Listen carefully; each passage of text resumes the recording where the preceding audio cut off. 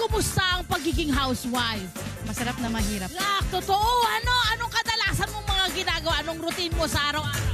Ano po, 4 a.m. pa lang po nagigising para ihatid yung mga bata, sikasuin mga baon. Opo. Tapos syempre sa asawa po, maghahanda ka. Opo. Mas matigas po ang ulo ng asawa yan sa anak. Ay! Wag ganun naman. Pero syempre, pinagbibigay mo na rin kasi syempre pag sa napapagod din. Ayan. Bigayan lang naman sa inyong mag-asawa pag ganyan. Okay, ito na. Kapag nasagot mo ang katanungan ko, sagot kita, handa ka na? Handa na po. Handa na! Anong P ang kinikis-kis para makagawa ng apoy? Pwedeng dalawang sagot ito. P. Alam mo ba kung ano ito? Posporo. Yan! Posporo! At dahil dyan, ito na! Ayan na! Nakapag-almusal na ba? Mag-aalmusal pa lang po. Anong balak mong ibili dito sa 300 pesos? Maglulugaw po. Maglulugaw, Sharap! Hindi lang yan. Meron ring regalo ang Net25 at ang LTE sa'yo. Congratulations! Hanap pa tayo! Maraming salamat! Hanap pa tayo!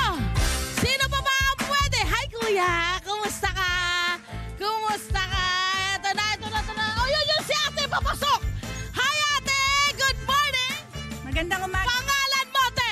Maria Teresa Limchanco po. Kumusta ang iyong umaga? Saan ka patungo ngayon? Papunta po ako ng school namin sa Pasolo Elementary School po. Ay, ano bang gagawin niyo dun ngayon? SPTA President po. Nakamonitor po ako sa school namin. Ay, maganda! May responsibilidad ka pa pala sa school bukod sa pagiging nanay. Opo. Ito na, meron akong katanungan sa'yo. Kapag nasagot mo, sagot kita. Go ka! Yes, ma'am. Yes! Ang tanong, anong T ang kapartner ng baboy na paborito nating kapartner sa lugaw? Sarap nito! Tokwa. Yes! Takwa! Nakapag-almusal na ba? Hindi pa po. Ito ang pang-almusal para sa'yo! Anong almusal ba ang iyong bibilhin dyan? Tokwa na lang din po at lugaw. Pwede naman! Hindi lang yan! Meron ding regalo ang Net25 para sa'yo. Ingat ka! Ingat ka! Hanap pa tayo! Hanap pa tayo! Good morning! Good morning! Ayun na! Good morning! Sino pa ba ang pwede? Ayun na!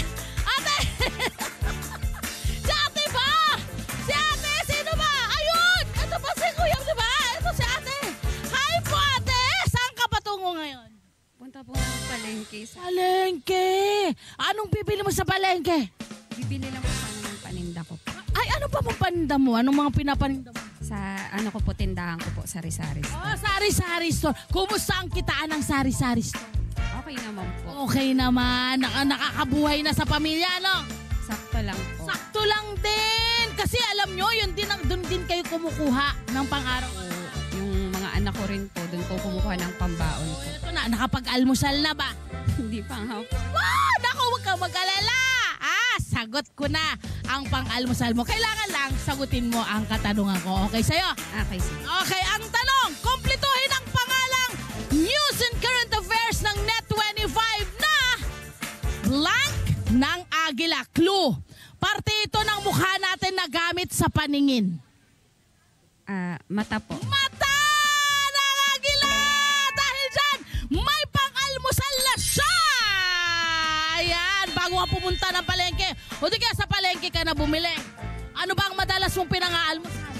Ano lang po, pandesal po. Pandesal, pwede na, tsaka kape. Opo. Perfect! Ito lang! Meron ding regalo ang Net25 para sa'yo. Ingat kayo na. Hi! Salamat sa mga ka-Net25. This is Love and New Verbo. For more love, Tunipet, and Arafang updates, just click the subscribe button and follow us on our Net25 social media pages at Net25 TV and Net25 Entertainment Facebook. See ya. I love ya.